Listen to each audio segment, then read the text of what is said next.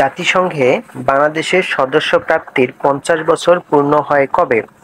উত্তর ১৭ সেপ্টেম্বর ২০২৪। বাংলাদেশ ১৯৭৪ সালের ১৭ সেপ্টেম্বর ১৩৬তম দেশ হিসেবে জাতিসংঘে যোগদান করে। লেবাননে পরিচালিত ইসরায়েলের নতুন স্থল অভিযানের নাম কি? Operation northern arrows. গত ৩০ সেপ্টেম্বর হিজবুল্লাহর বিরুদ্ধে এই অভিযান শুরু হয়। কবে থেকে সুপার শপে পলিথিন ব্যাগ নিষিদ্ধ ঘোষণা করা হয়? ১ অক্টোবর ২০২৪। শহীদি মার্চ কর্মসূচি কবে পালন করা হয়?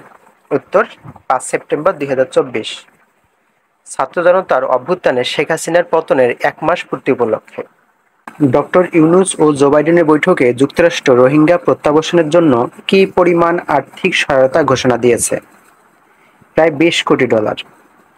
২৪ সেপ্টেম্বর ডক্টর ইউনূস ও জো বাইডেনের বৈঠক অনুষ্ঠিত হয়।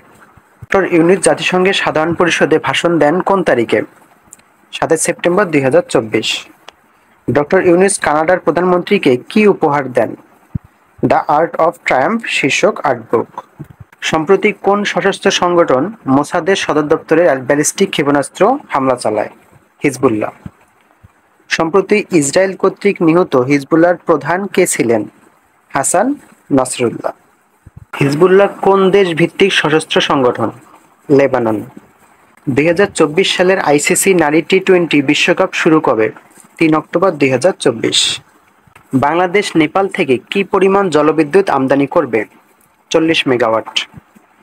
জুলাই আগস্টের গণঅভ্যুত্থানে গুরুতর আহত ছাত্র জনতাকে চিকিৎসা দিতে কোন দেশ মেডিকেল টিম পাঠায়? চীন। বিশ্বব্যাংক বাংলাদেশকে কি পরিমাণ ঋণ দেওয়ার প্রতিশ্রুতি দিয়েছে? $৩৫০ কোটি। নেপালের বর্তমান প্রধানমন্ত্রী কে? কেপি শর্মা ওলি।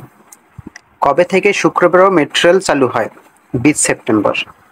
ঐতিহাসিক বাংলাদেশ পাকিস্তান টেস্ট সিরিজে ম্যান অব দ্য সিরিজ কে হয়? মেহেদী হাসান মিরাজ।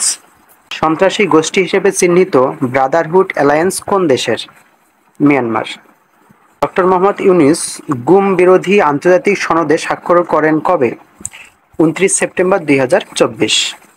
কোন ভবনকে জুলাই গণঅভ্যুত্থান স্মৃতি জাদুঘর করার সিদ্ধান্ত নেওয়া হয়েছে? গণভবন।